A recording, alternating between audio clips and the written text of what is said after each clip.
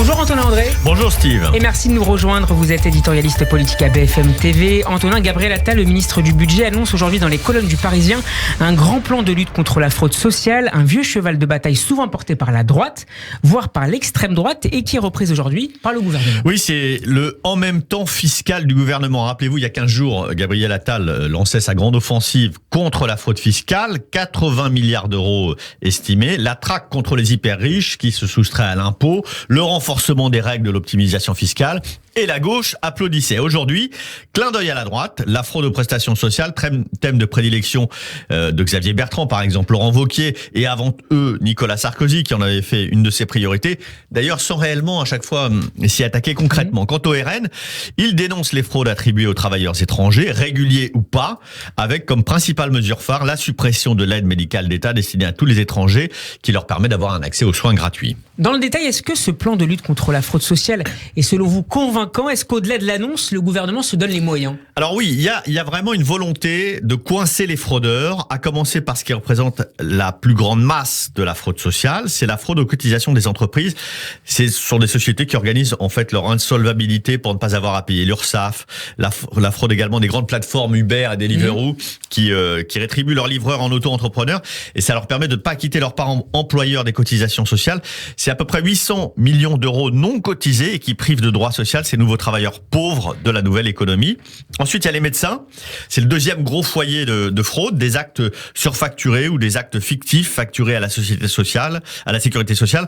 Et là, l'objectif, c'est de récupérer 500 millions d'euros. Et puis il y a aussi la chasse aux faux arrêts maladie. Et puis enfin, et c'est là qu'il y a matière à polémique, la fraude aux prestations sociales de la part de travailleurs étrangers ou de personnes qui vivent à l'étranger. Alors qu'est-ce qui fait précisément polémique selon vous?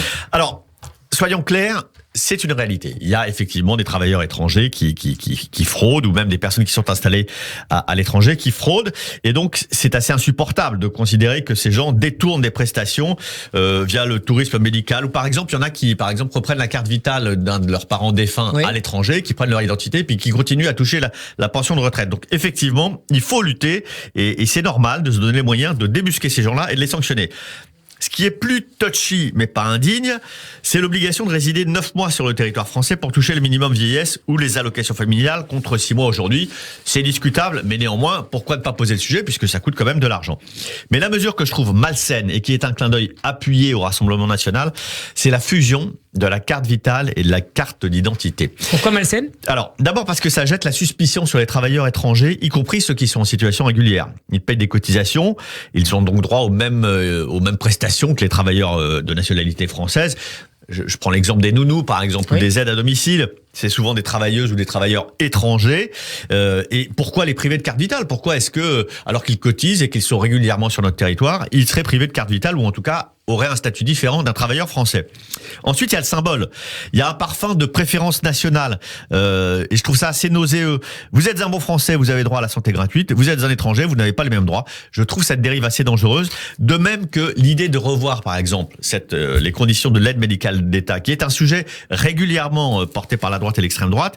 Ça ne concerne pas nécessairement la fraude, mais c'est considéré comme de l'argent qui ne va pas aux bons Français, mais à des étrangers dans le besoin et souvent qui sont confrontés à la plus grande misère. Je trouve que ça va à l'encontre de la tradition d'asile et d'assistance de la France. Antonin André, parlons chiffres à présent. Le ministre Gabriel Attal parle de 6 à 8 milliards d'euros à récupérer. Ouais, c'est peanuts. C'est rien, c'est quasiment rien quand vous les comparez aux 80 à 100 milliards estimés de la fraude fiscale, d'autant que pour récupérer ces 6 à 8 milliards, le ministre annonce une débauche de moyens. 1 milliard d'euros immédiatement pour renforcer les moyens de lutte cyber, le croisement des données, et à terme, le recrutement de 1000 fonctionnaires supplémentaires pour mener à bien cette mission.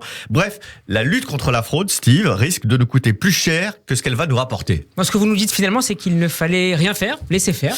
Non, alors non, parce que même si la lutte contre la fraude sociale nous coûte plus cher et que cela nous rapporte peu, c'est une question de principe. La France a l'un des modèles sociaux les plus généreux au monde.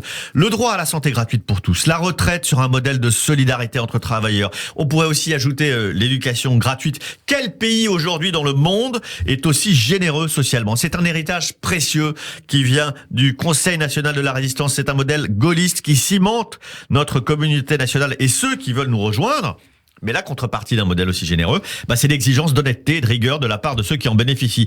C'est un système qui est trop fragile, trop coûteux. C'est presque devenu un luxe même dans le monde pour que l'on souffre la moindre tolérance à l'égard des fraudeurs. C'est vrai pour la fraude fiscale, c'est vrai pour la fraude sociale. Et de ce point de vue, la gauche, d'ailleurs, a tort de se tordre le nez en hurlant à la chasse aux pauvres. Son électorat populaire, les classes moyennes qui triment, qui payent l'impôt, qui ne bénéficient pas toujours d'aide, ne comprennent pas qu'il y ait une quelconque mansuétude à l'égard de ceux qui fraudent, fussent-ils peu nombreux et peu coûteux. C'est un symbole, mais c'est un symbole fort. Le consentement à l'impôt comme instrument de la solidarité nationale est aujourd'hui fragile. Il faut y veiller, la préserver, sans sombrer dans les excès et la caricature. Merci beaucoup Antonin André d'avoir été avec nous. On peut vous réécouter en podcast sur radioj.fr et sur notre page YouTube. Nous serons demain en compagnie de David Revaud-Dallon du Journal du Dimanche. Bon après-midi à vous. Bon après-midi.